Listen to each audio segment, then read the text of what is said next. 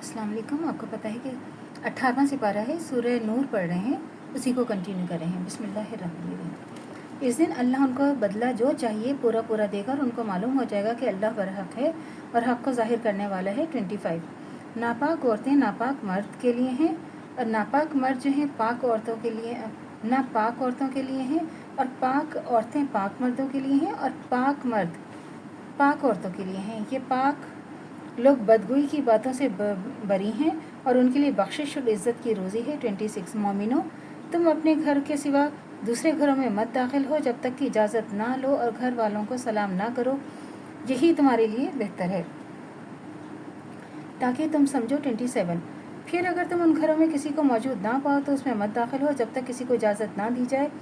अगर तुमसे कहा जाए कि लौट जाओ तो लौट जाया करो, ये तुम्हारे लिए बड़ी पाकीज़ा बात है और अल्लाह तो तुमको जानता है जो तुम करते हो। 28 इसमें तुम्हारे लिए कोई हर्ज नहीं, तुम किसी गैर आबाद घर में दाखिल हो जाओ और इसमें तुम्हारा सामान हो और अल्लाह जानता है कि जब तुम ज़ाहिर करते हो और जो तुम छुपाते हो। 29 आप मोमिन मर्दों से कह दो कि वो अपनी नज़रें नीचे रखें और अपनी शर्मगाहों की हिफाजत करें, ये उनके लिए बड़ी पाकीज़ा बात है, बेशक अल्लाह बाखबर है जो ये करते हैं। 30 और आप मोमिन औरतों से कह दीजिए कि अपनी निगाहें नीची रखा करें और अपनी शर्मगाहों की हिफाजत किया करें और अपनी जीनत को ना जाहिर किया करें मगर जो हिस्सा इसमें खुला रहता है, और अपने सीनों पर चादरें ओढ़े रहा करें। अपनी जीनत को ना जाहिर करें मगर अपने शौहरों, अपने बाप, अपने ससुर, अपने बेटों, अपने शौहर के बेटों, अपने भाइयों, अपने भतीजों, अपने भांजों और अपनी ही किस्म की औरतों पर या अपनी लौंडी गुलाम पर या उन खुदाम पर जो औरतों की ख्वाहिश ना रखते हों, और या ऐसे लड़कों पर जो औरतों के पर्दों की चीज़ों से वाकिफ़ ना हों,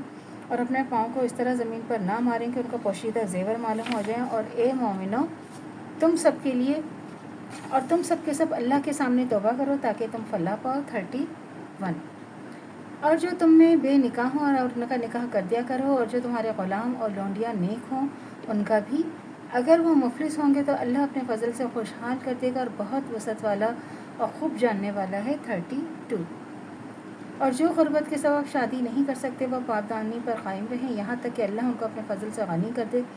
और जो तुम्हारे ग़ुलाम लौंडी तुमसे मकातबत चाहें, अगर तुम उनमें सलाहियत और नेकी पाओ तो उनसे मकातबत कर लो, और खुदा ने जो माल तुमको दिया है इनमें से उनको भी दो। और अपनी लौंडियों को अगर वो पाक दामन रहना चाहें दुनिया के फ़ायदे हासिल करने के लिए तो इनको बदकारी के लिए मजबूर ना करो, और जो उनको मजबूर करेगा तो इनकी इस मजबूरी के बाद अल्लाह माफ़ करने वाला मेहरबान है। 33 और हमने तुम्हारी तरफ रोशन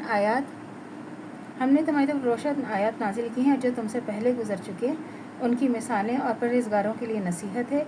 अल्लाह आसमानों और ज़मीन का नूर है, उसके नूर की मिसाल ये है कि गोया एक ताक है, इसमें एक चिराग है और चिराग कंदील में है। वो कंदील ऐसा साफ शफाफ है गोया के तारा है जो चमकता है मोती की तरह से। वो चिराग एक मुबारक दरख्त के जैतून से रोशन कर दिया गया है जो ना मशरिक़ में हो और ना जानिब मग़रिब में, और इसका तेल ख्वाह आग भी ना छुए, जलने के लिए तैयार, रोशनी पर रोशनी।